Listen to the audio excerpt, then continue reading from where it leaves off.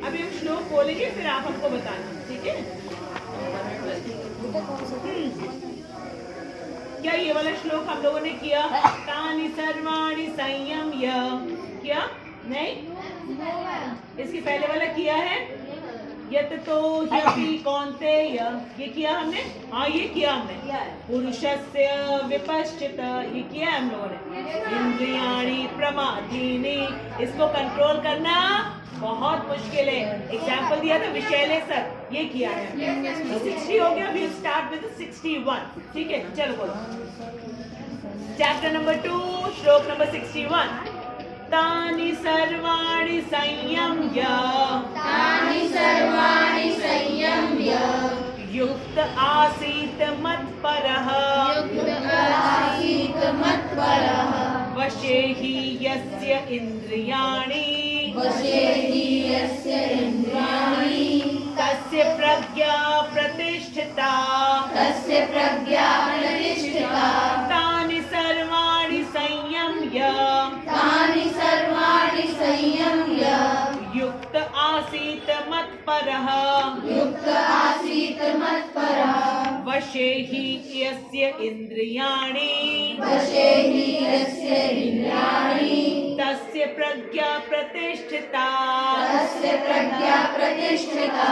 तानि सर्वाणि संयम्य, तानि सर्वाणि संयम्य, युक्त आसीत् मत्परः, युक्त आसीत् मत्परः, वशे हि यस्य इन्द्रियाणि, वशे हि यस्य इन्द्रियाणि, तस्य प्रज्ञा प्रतिष्ठिता। तस्य प्रज्ञा प्रतिष्ठिता। Thrice we will recite it together, ठीक है? बोलो। तानि सर्वाणि संयम्य, युक्त आसीत् मत्परः, वशे हि यस्य इन्द्रियाणि, तस्य प्रज्ञा प्रतिष्ठिता। तानि सर्वाणि संयम्य, युक्त आसीत् मत्परः, वशे हि यस्य इन्द्रियाणि, तस्य प्रज्ञा प्रतिष्ठिता। Once more. तानि सर्वाणि संयम्य, युक्त आसीत् मत्परः, वशे हि यस्य इन्द्रियाणि, तस्य प्रज्ञा प्रतिष्ठिता। तानि, उन इंद्रियों को, सर्वाणि समस्त, सब एक साथ बोलो। संयम्य, वश में करके, संयम्य वश में करके, युक्त लगा हुआ, युक्त लगा हुआ, आसीत स्थित होना चाहिए, आस्तिक स्थिर होना चाहिए, मत्परः मुझ में, मत्परः मुझ में, वशे पूर्णतया वश में, वशे पूर्णतया वश में, ही निश्चय ही, निश्चय ही, यस्य जिसकी, यस्य जिसकी, इंद्रियाणि इंद्रियां, इंद्रियाणि इंद्रियां, तस्य तस्य उसकी, उसकी, प्रज्ञा चेतना, प्रज्ञा चेतना, प्रतिष्ठिता स्थिर। प्रतिष्ठिता स्थिर। ठीक है? भगवान ने कहा है हमसे तानि सर्वाणि संयम्य, ठीक है? उन इंद्रियों को, किनको? समस्त, सारी इंद्रियों को क्या करना है हमें? वश में करके, ठीक है? क्या करना है हमें? वश में करना है। और उसको किस में लगाना है हमें? मुझ में। मुझ में मतलब कृष्ण में। भगवान ने कहा तानि सर्वाणि संयम्य, सर्वाणि मतलब सभी इंद्रियों को, पांचों को। ऐसा नहीं कि आंख हमने कहीं और लगाई हुई है, कान यहाँ पे रखा हुआ है, नहीं। आंख को भी यहाँ लगाना है, कान को भी, जिह्वा को भी फील भी करना है, और मतलब जो हमारा दिमाग है वो भी यही रहना चाहिए।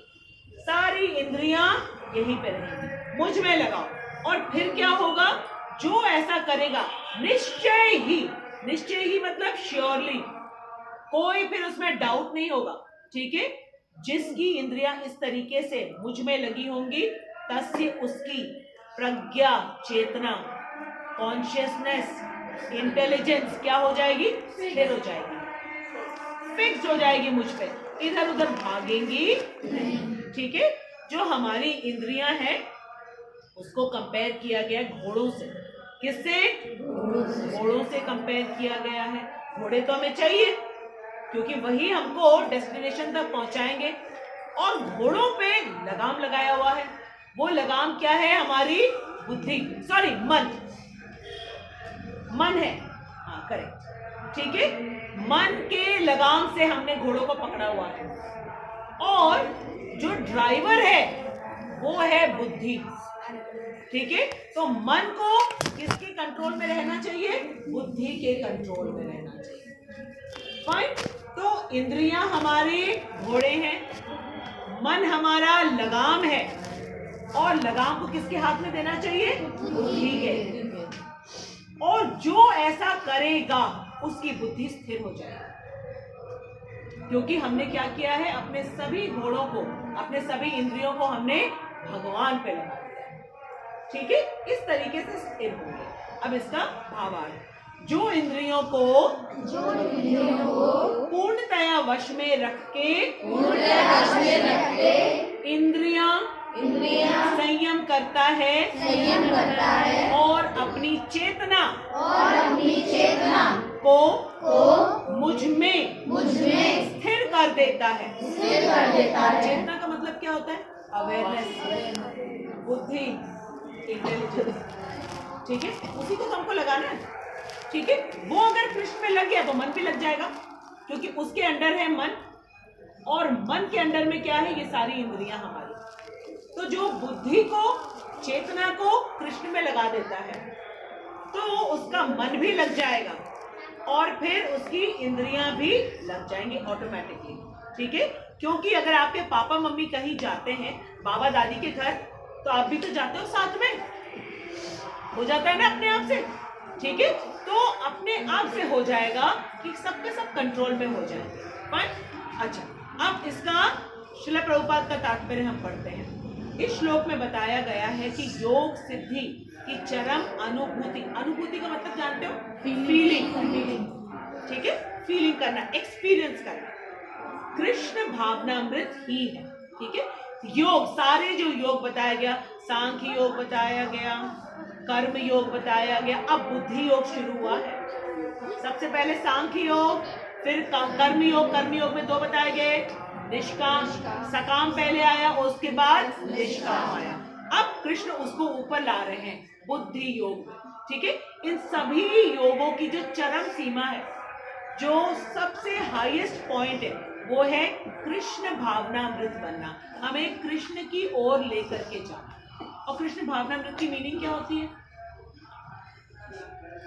कृष्ण भावनामृत की मीनिंग क्या होती है? हर जगह कृष्ण को फील करना, कृष्ण के भाव को समझना कि कृष्ण ने हमें जो सब कुछ दिया है, क्या फीलिंग्स है उनकी, किस फीलिंग से उन्होंने हमें भगवत गीता दिया। जो इस बात को समझ जाएगा वो कृष्ण भावनामृत है। फिर और उसको आगे कुछ बताने की जरूरत नहीं होगा। जो बच्चा अपने पेरेंट्स के भाव को समझता है कि पेरेंट्स ने हमें स्कूल भेजा है तो क्यों भेजा है, जो इस समझता है वो वही काम करता है जिस लिए वो वहां पे गया है। क्यों? क्योंकि पेरेंट्स के भाव को वो समझता है, ठीक है। आया समझ में? तो जो कृष्ण के भाव को समझेगा, कैसे समझेगा? जब उसको मालूम होगा कि सब कुछ हमारी अपनी एग्जिस्टेंस और जो कुछ हमें अपनी आंखों से दिखता है, जो कुछ, सब कुछ हमको कृष्ण ने दिया है। जब ये हमको मालूम होता है तब हमारी फीलिंग्स डेवलप होती है। उसको कहते हैं कृष्ण भावनामृत, क्योंकि हमको कृष्ण के भाव समझ में आते हैं, ठीक है। तो समस्त जो योग है, चाहे वो सांख्य योग जिससे नॉलेज मिली, फिर कर्म योग और बुद्धि योग, इसका जो हाईएस्ट पॉइंट है जहां तक हमें पहुंचना है वो है कृष्ण भावनामृत, ठीक है, ताकि हम कृष्ण की भावना को समझ जाए। जब तक कोई कृष्ण भावना भावित नहीं होता तब तक इंद्रियों को वश में करना संभव नहीं है, ये कह दिया गया, ठीक है। तो हमें कैसे अपने इंद्रियों को कंट्रोल में करना है? बहुत इजी तरीका है, बोलो श्रेष्ठ, क्या करना है? आंखों से कृष्ण को देखना है। कैसे देखेंगे? हर जगह कृष्ण को,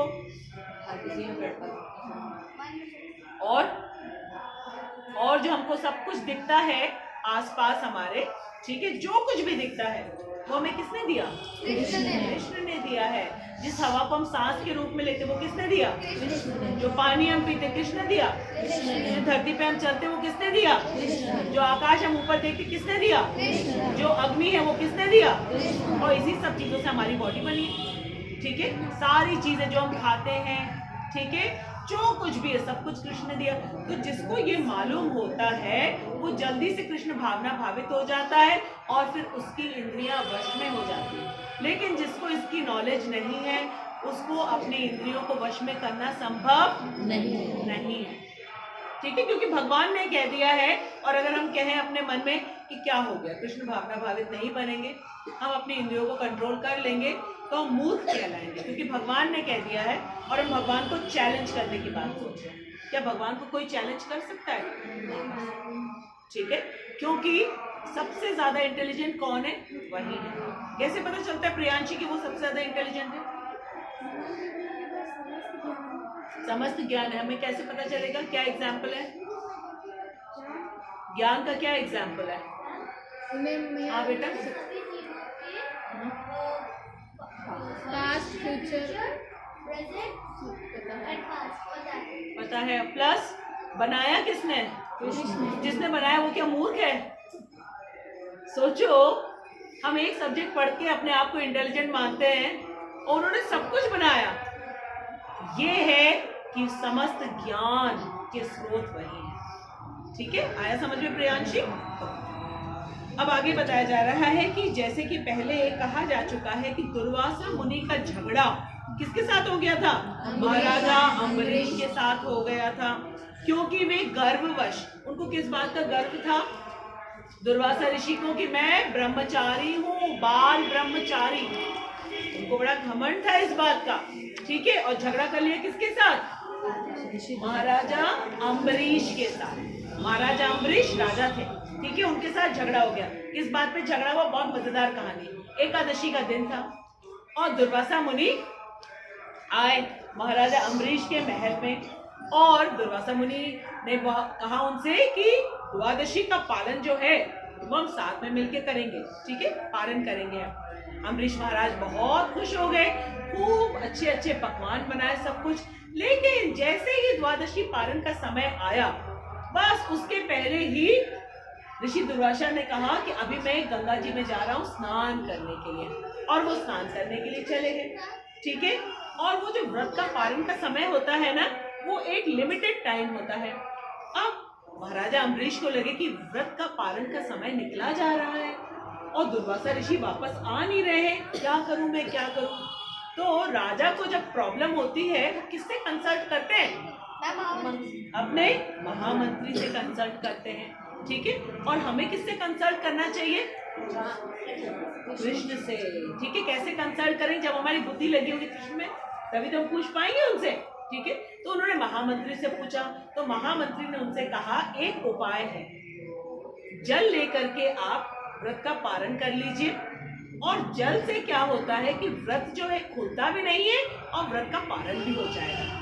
जैसे ही उन्होंने एक ड्रॉप जल बस अपनी जीवा पे रखा, तुरंत वहां दुर्वासा मुनि आ गए और उन्होंने बहुत ज्यादा क्रोधित हो गए कि आपको अतिथियों का सत्कार करना नहीं आता है।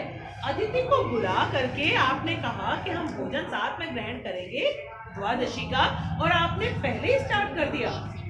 अब भाई दुर्वासा ऋषि तो गुस्सा हो गए, बस उन्होंने तुरंत क्या करते हैं, ऋषि मुनि जब गुस्सा हो जाते हैं तो बस लेके खटाक, और जैसे ही श्राप देने को वो तत्पर हुए, बस वहां पे भगवान के जो सेवक हैं, क्या चक्र सुदर्शन, वो भी भगवान के भक्त है, ठीक है, वो दुर्वासा ऋषि के पीछे पड़े।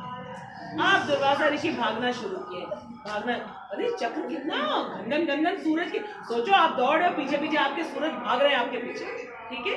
वो दौड़ते दौड़ते दौड़ते सबसे पहले किसके पास गए? ब्रह्मा जी के पास, कि वो सृष्टि के करता है, ठीक है। वहां पे गए, ब्रह्मा जी ने कहा नहीं, ये सुदर्शन मेरा नहीं है, मेरे आउट ऑफ कंट्रोल है ये, मैं कुछ नहीं कर सकता, ठीक है। हमसे तो पावरफुल ज्यादा शिव जी, आप वहां पे जाइए, ठीक है। अब शिव जी के पास में गए दुर्वासा मुनि की, हमें बचा लीजिए, मुझसे गलती हो गई। शिव जी ने कहा मेरा थोड़ी ना है ये तो विष्णु का है, उनके पास जाइए आप। अब वहां पे जब गए तो विष्णु जी ने कहा मैं भी इसको कंट्रोल नहीं कर सकता। क्यों? क्योंकि आपने एक भक्त का अपमान किया है, इस वजह से आप उस भक्त के पास जाइए, वो अगर आपको क्षमा कर देते हैं, ठीक है, तो वो सुदर्शन अपने आप शांत हो जाएगा। अब दुर्वासा मुनि भागते हुए किसके पास गए? राजा अम्बरीश के पास, जहां से वो गुस्सा हुए थे, ठीक है। आ करके उन्होंने क्षमा मांगी। अब देखो राजा अम्बरीश ने क्या किया। राजा अम्बरीश हाथ जोड़ करके अपने सिर को, ठीक है, ऋषि दुर्वासा के चरणों में रख दिया और कहा आप मुझे क्षमा कर दीजिए क्योंकि मैंने आपको क्रोधित कराया। अब देखो ऋषि दुर्वासा का क्या बिहेवियर है और अम्बरीश राजा का क्या बिहेवियर है, ठीक है। अम्बरीश राजा की सारी इंद्रियां भगवान की सेवा में लगी हुई थी, इसलिए वो क्रोधित नहीं हुए, ठीक है। ये एग्जाम्पल हमें सिर्फ इसलिए बताया जा रहा है, दुर्वासा ऋषि जो है वो बहुत महान है, लेकिन हमें बताया जा रहा है कि जो भक्त होता है वो उससे भी ऊपर होता है, ठीक। अब आगे इसको पढ़ते हैं। दूसरी ओर यद्यपि राजा मुनि के समान योगी नहीं थे। योगी का मतलब होता है जो अपनी इंद्रियों को कंट्रोल में कर लेते हैं, जैसे ऋषि विश्वामित्र ने कर लिया था 1000 वर्षों तक। लेकिन फिर क्या हुआ? 1000 वर्षों तक तो उन्होंने अपनी इंद्रियों को कंट्रोल में कर लिया, ठीक है। फिर उनकी तपस्या भंग कैसे हुई? पायल की आवाज से, घुंघरू की आवाज से। किसकी घुंघरू की आवाज से? मेनका की, ठीक है। उससे उनका पूरा तपस्या समाप्त हो गया, ठीक।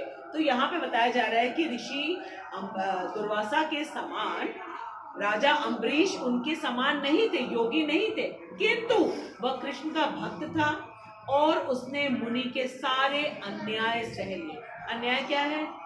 मुनि ने गुस्सा होके, क्रोधित होके, पता नहीं क्या क्या कहा होगा, अपशब्द कहे होंगे उन्होंने, लेकिन उन्होंने सहन कर लिया, जिससे वह विजयी हुए। कौन विजय हुए? राजा अम्बरीश, वही विजयी हुए। उनको आंसर देने की जरूरत नहीं पड़ी कुछ भी। आगे राजा अपनी इंद्रियों को वश में कर सका क्योंकि उसमें निम्नलिखित गुण थे। बहुत सुंदर भागवतम का श्लोक है, ठीक है। मैं बोलूंगी, आप रिपीट करना। सवै मनः कृष्ण पदारविंदयो, समय मनः कृष्ण पदारविंदयो, वाचांसि वैकुंठ गुणान वर्णने, वाचांसि वैकुंठ गुणान वर्णने। इसका मतलब है कि राजा अम्बरीश ने अपना मन, नीचे देखो लिखा हुआ है, भगवान कृष्ण के चरणार बिंदों पर स्थिर कर दिया था। किस चीज को स्थिर किया? मन। किसको? मन को, ठीक है। मन को स्थिर कर दिया। और मन के नीचे क्या होते हैं? हमारे पांचों सेंसेस होते हैं, पांचों सेंसेस मन के नीचे होते हैं। तो मन को ही उन्होंने भगवान के चरणार बिंदों पे स्थिर कर दिया। फिर क्या हुआ? करो हरे मंदिर मार्जनाधीशो, करो हरे मंदिर मार्जनाधीशो। ठीक है। कर क्या होते हैं? हाथ। कर का मतलब हाथ। उससे वो क्या करते हैं? मंदिर का मार्जन करते थे। जैसे माता जी कितने सुंदर से केशव को स्नान करा के, ठीक है, इतने सुंदर वस्त्र पहना के, इनर पहना के, इतनी अच्छी खुशबू आ रही थी केशव से, इतना प्यारा पाउडर का कि हम क्या बताएं, इतने प्यारे, ठीक है। इसको कहते हैं अपने हाथ से मंदिर का, भगवान का सेवा करना, मंदिर मार्जन करना, ठीक है। फिर क्या? श्रुतिम चकार अच्युत सत्कर कथोदये, श्रुतिम चकार अच्युत कथोदये। ठीक है। अपनी आंखों को भगवान का स्वरूप देखने में। अब जब माता जी अपने हाथ से सेवा करती है तो आंख कहाँ होते हैं इनके? कृष्ण पे लगे होते हैं ना। हाथ लगाया तो आंख भी वहीं पे आ गई। फिर क्या हुआ? अपने शरीर को, भक्त के शरीर का स्पर्श करने में। मुकुंद आलिंगन दर्शने ददृशो, मुकुंद आलिंगन दर्शने दर्शो। तद्भृत्य गात्र स्पर्शे अंग संगम, तद्भृत्य गात्र स्पर्शे अंग संगम। अपने शरीर को भक्त के शरीर का स्पर्श करने में। हम लोग क्या करते हैं, एक दूसरे को हरे कृष्णा बोलते हैं और भी हग ईच अदर, तो इसको कहते हैं भक्तों के चरण स्पर्श करने में। इस तरीके से हम अपने आप को भगवान की सेवा में और भक्तों की सेवा में लगाते हैं। फिर क्या है, घ्राण च तत्पाद सरोज सौरभे, अपनी नाक को भगवान के चरणार बिंदों पर भेंट किए गए। भेंट का मतलब क्या होता है, ऑफर किया है हमने, ठीक है। क्या ऑफर किया है, फूलों को, फूल हम ऑफर करते हैं, तुलसी दल ऑफर करते हैं, भोजन हम ऑफर करते हैं, भगवान को भोग अर्पण करते हैं, उसको पहले हम ऑफर करते हैं और उसके बाद क्या करते हैं, हम उसको सूंघते हैं। मंदिर हम लोग जाते हैं तो हम लोग को मिलता है भगवान के ऑफर किए हुए फूल, हम लोग को मिलते हैं और हम लोग को पूरी अच्छी तरीके से हम उसको स्मेल करते हैं, ठीक है। फिर क्या है, पादो हरेर क्षेत्र पदार नुसर पड़े,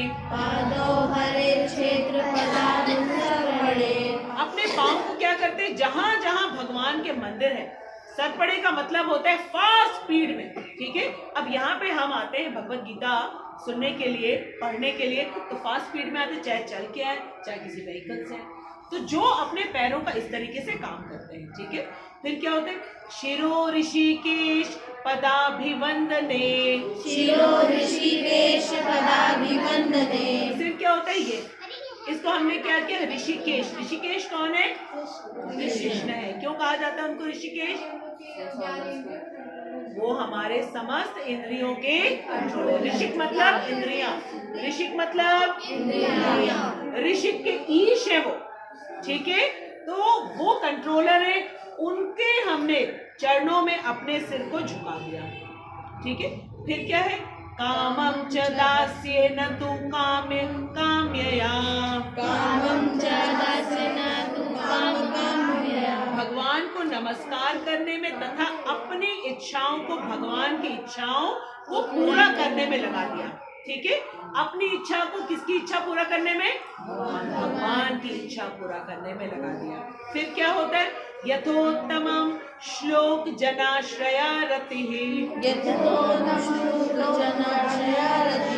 और क्या करेंगे, इन गुणों के कारण वे भगवान के मत पर भक्त बनने के योग्य हो जाते हैं। कैसे भक्त, मत पर। श्लोक में बताया गया था ना, क्या बताया गया था, तानि सर्वाणि संयम्य, बोलो, तानि सर्वाणि संयम्य युक्त आसीत मत्परः, वशे हि यस्य इंद्रियाणि,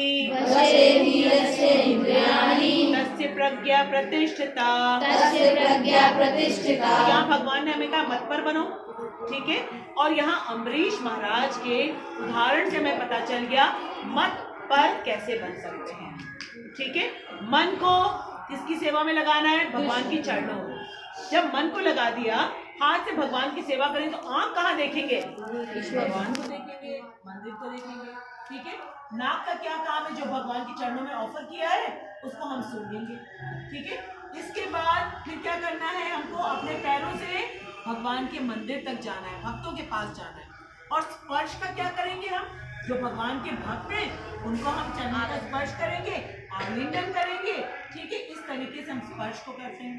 और फिर क्या करते हैं, सिर को क्या करते हैं, हम भगवान के चरणों में प्रणाम करने के लिए झुकाते हैं।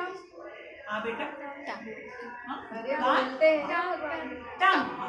टंग से अपनी जीभ को भगवान के गुणों की जो है वंदना करते हैं, गुणों की व्याख्या करते हैं, और कान से सुनते हैं। इस तरीके से हमने समस्त अपने इंद्रियों को भगवान की सेवा में लगा दिया, तो क्या बन जाएंगे, मत पर। क्या बन जाएंगे, मत पर। और जो मत पर हो जाता है फिर उसकी समस्त इंद्रियां वश में हो जाती हैं। श्रेष्ठ, हम मत पर कैसे बनेंगे, मत पर कैसे बनेंगे, अभी राजा अम्बरीश का क्या एग्जाम्पल दिया, क्रोध तो नहीं है, लेकिन मत पर वो बने कैसे, क्योंकि वो भगवान का ध्यान लगाते थे, क्योंकि मन को भगवान की सेवा में, फिर हाथों को भगवान की सेवा में, आंखों को भगवान को देखने में, जीभ को भगवान के विषय में बोलने में, भगवान का प्रसाद ग्रहण करने में, कान से हम भगवान की कथा सुन रहे हैं, कीर्तन सुन रहे हैं, पैरों से हम मंदिर में जा रहे हैं, स्पर्श हम भगवान का आलिंगन करें, भक्तों का आलिंगन करें, चरण स्पर्श करें, और सिर से क्या किया? प्रणाम। क्या किया? प्रणाम। इस तरीके से हम क्या बन जाते हैं? मत पर। क्या बनते हैं? मत पर। मत पर। और जो मत पर होता है उसकी समस्त इंद्रियां उसके वश में हो जाती है। क्यों? ऋषिकेश के आगे सिर झुका दिया तो ये ऋषिक तो कंट्रोल में हो ही जाएंगी। ऋषिक क्या है? हमारी इंद्रियां। ऋषिक क्या है? हमारी इंद्रियां। तो ऋषिक को कंट्रोल करने के लिए किसके चरणों में अपना सिर को झुकाना है? ऋषिकेश का। बस हम बन जाएंगे मत पर। अलग से हमें कुछ भी करने की आवश्यकता नहीं। यही किसने किया था? महाराजा अम्बरीश ने। आ गया समझ में?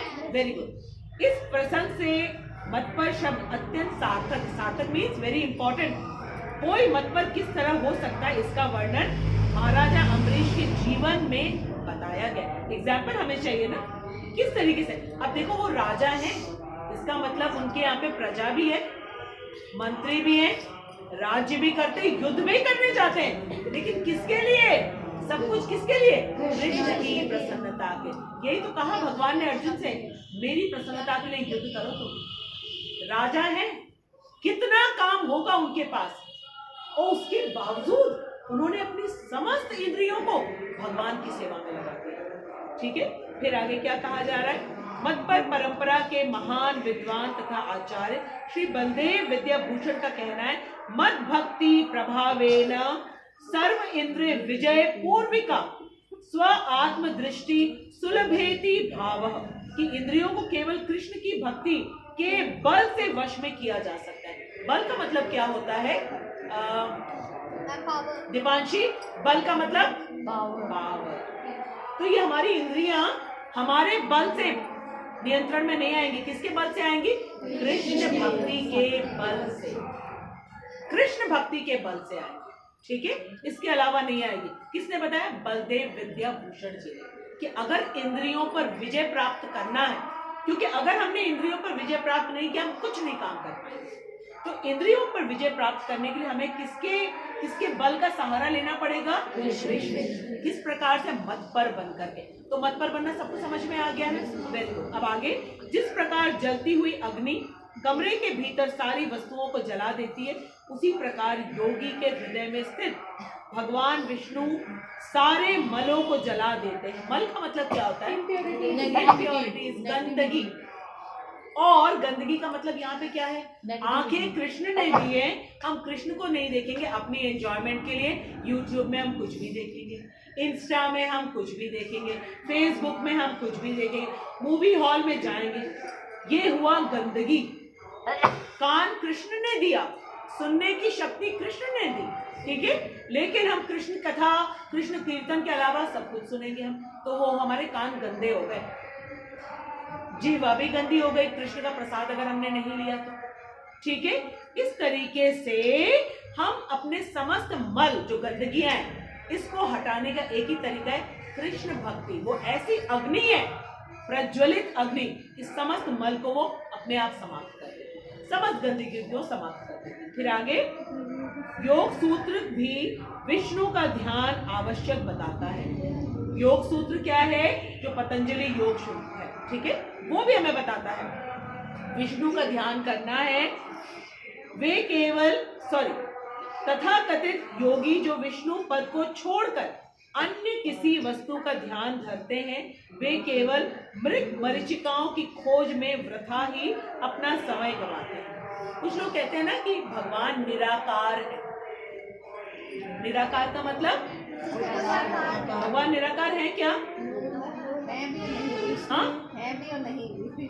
सामने बैठे केशव, साकार, ठीक है, निराकार उनका एक स्वरूप है, पृथ्वी जल वायु अग्नि पंच तत्व के रूप में, जिसमें वो समाहित है। ठीक है, हाँ, और ये सामने साकार बैठे हुए हैं, यशोदा नंदन बैठे हुए हैं हमारे सामने, ठीक है, वो साकार हैं, उनका निराकार एक पावर है, वो निराकार नहीं है, हम क्या निराकार हैं? ठीक है, हम उनके अंश हैं, हम उनकी संतान हैं। तो हमारे पेरेंट्स क्या निराकार है? निराकार से हम उत्पन्न हुए? नहीं, साकार से ही साकार उत्पन्न होता है। ठीक है, निराकार उनकी पावर है। फाइन, फिर आगे। और निराकार में कोई ध्यान लगा सकता है? यहाँ सबको बैठा दिया जाए, बोले चलो ध्यान करो, हो सकता है? कोई नहीं। यहाँ हम कृष्ण के वचन सुन रहे हैं, तो कृष्ण को देखेंगे, कृष्ण को ऑफर करेंगे। कितना सुंदर है ये। ठीक है, इससे क्या होता है? हमारी भक्ति फटाफट बढ़ती रहती है। और बाकी सब कुछ क्या है? मृग मरीचिका। मृग मरीचिका का मतलब होता है जैसे रेगिस्तान में मृग का मतलब क्या होता है? हिरण। ठीक है, हिरण दूर से देखती है, दूर में उसका पानी दिखता है, वहां तक जब तक जाती वो पानी रहता है? वो नहीं, उसको कहते हैं मिराज, इंग्लिश में मिराज। अच्छा, हमको भी यहाँ पे दिखता है। गर्मियों के दिन में सड़क में आप जब चलते हो तो दूर आपको पानी दिखता है, कांच जैसा कुछ। वहां जब पहुंचते हो, क्या पानी या कांच होता है? फिर आप उतने तक पहुंच जाते हो, आगे दिखता है, उसको मिराज कहते हैं। MIRAGE। और हिंदी में मृग मरीचिका। ठीक है, दौड़ता हुआ मृग वहां तक जाता है, वहां उसको पानी नहीं मिलता है। तो कहा जा रहा है जो निराकार के पीछे भागेंगे ना, उसको कभी भी भगवान के दर्शन नहीं हो पाएंगे। तो हमें क्या करना है? कृष्ण पे ध्यान लगाना है, मत पर बनना है। कृष्ण ने कह दिया तो मत पर बनेंगे, और मत पर जब हम बनेंगे तो हमारी इंद्रियां क्या हो जाएंगी? कंट्रोल में हो जाएंगी, क्योंकि ऋषिकेश के चरणों में सेवा में हमने अपनी समस्त इंद्रियों को लगा दिया। आराम से, खूब आराम से प्रसाद लेंगे, भगवान को सब कुछ ऑफर करेंगे और प्रसाद लेंगे हम। ठीक है, भगवान को फूल चढ़ाएंगे, फल चढ़ाएंगे, सब कुछ करेंगे, और फिर हम आराम से उसका सेवन करेंगे। ठीक, भगवान के प्रति अनुरक्त होना चाहिए। अनुरक्त का मतलब होता है अटैचमेंट। अटैचमेंट किससे होता है हमारा? जिससे हम प्यार करते हैं। कभी हमारा भगवान से अटैचमेंट है? जब हम सेवा करते हैं, सुबह सुबह उठ करके चलो चलो चलो भाई, लड्डू गोपाल को स्नान कराओ, अच्छा अच्छा भोग बना के खिलाओ, प्यार से उनके सामने बैठ करके उनसे बातें करो, तो हमारा अटैचमेंट हो जाएगा। ठीक है, और अगर नहीं है, इसका मतलब कहीं और अटैचमेंट है, तो वहां से कट करके हमको कृष्ण की ओर अपना अटैचमेंट लाना है। और प्रत्येक व्यक्ति में, ठीक है, कृष्ण का अंश के रूप में हमको उसकी सेवा करनी है। माता पिता की, ठीक है, संतान की, भाई बहनों की, दादा दादी की, हर व्यक्ति कृष्ण का अंश। तो उस रूप में जब हम करेंगे तो कृष्ण के साथ हमारा अटैचमेंट बढ़ता जाएगा। और असली योग का सही उद्देश्य ये है। ठीक है, जो योग का मतलब है कनेक्शन। किसके साथ कनेक्ट होना है हमको? कृष्ण के साथ। और फिर हम क्या हो जाएंगे? मत पर। और मत पर हो जाएंगे तो हमारी इंद्रियां वश में हो जाएंगी, और फिर हमें किसी आर्टिफिशियल तरीके से अपने आप को कंट्रोल करने की जरूरत नहीं पड़ेगी। ठीक है, हरे कृष्णा कृष्णा कृष्णा